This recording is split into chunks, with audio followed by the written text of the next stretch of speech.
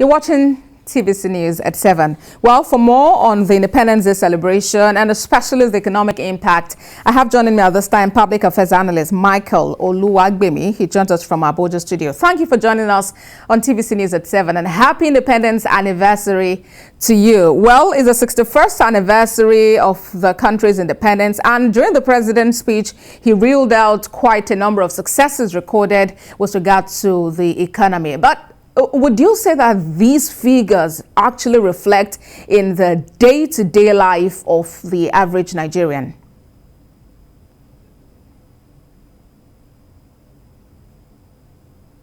If you can hear me, Mr. Oluwagbemi, I am asking about your reaction to the successes reeled out by the president earlier today during his speech about successes recorded in with regard to Nigeria's economy. Do these figures in real terms do they picture the reality of the average Nigerian?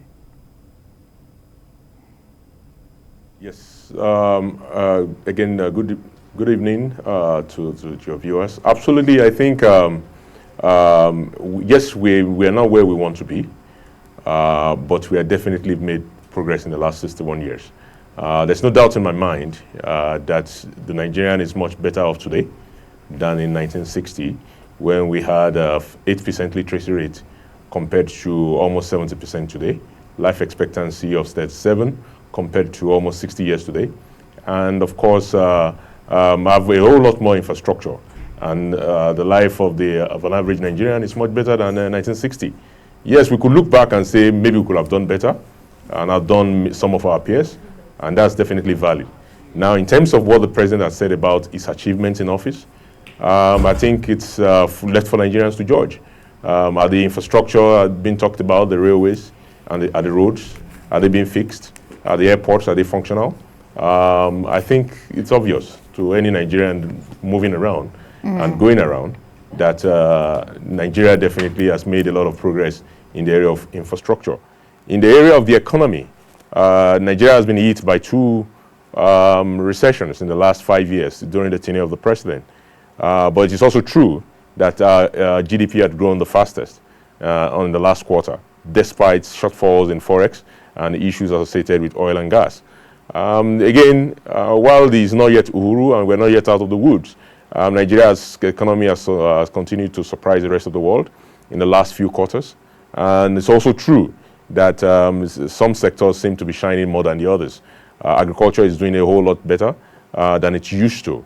So this is there. But then we have issues around the issues of insecurity, which the president himself mentioned. Indeed, but most of these are human issues.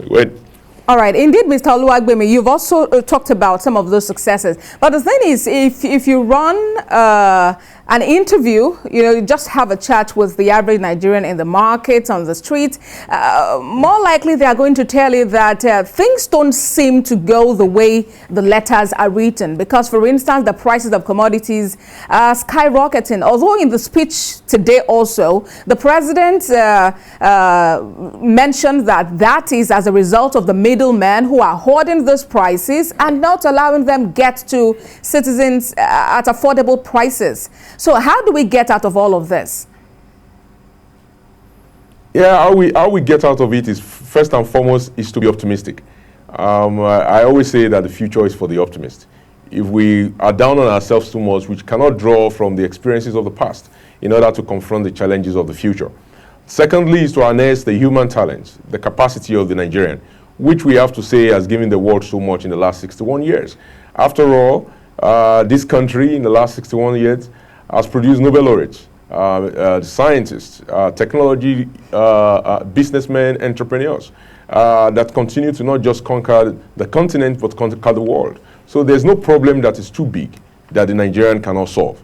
So this focus should be on how do we harness the human capacity of the Nigerian, how do we unleash the productivity of the Nigerian by ensuring we invest not just in the infrastructure, the physical infrastructure, but the social infrastructure, especially education, at the most basic level, the primary and the secondary school education level, which are mostly, by the way, in the hands of our state government and local governments.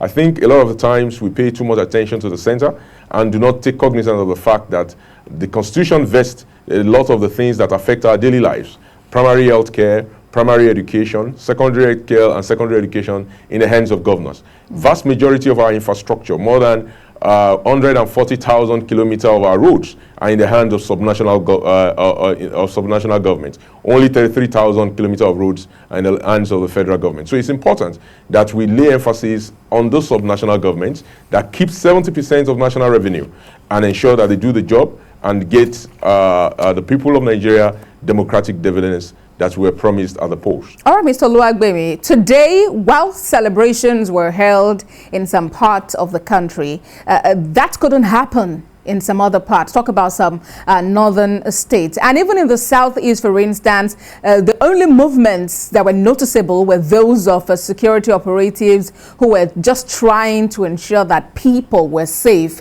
wherever they are. We didn't have it like this in time past. And it's a great concern because people would have expected on a day like this, you can hit the streets in your green and white apparel and just celebrate the nation's independence. What do you say? Well, I wouldn't say we didn't have it in times past. That would not be a factual statement. For 4 or 5 years, we could not celebrate Independence Day even in Abuja. Abuja was under lockdown after the bombing of 2010, I believe. So we've had many worse days. During the Civil War, we could not celebrate any Independence Day. So Nigeria have seen worse days than what we're experiencing today.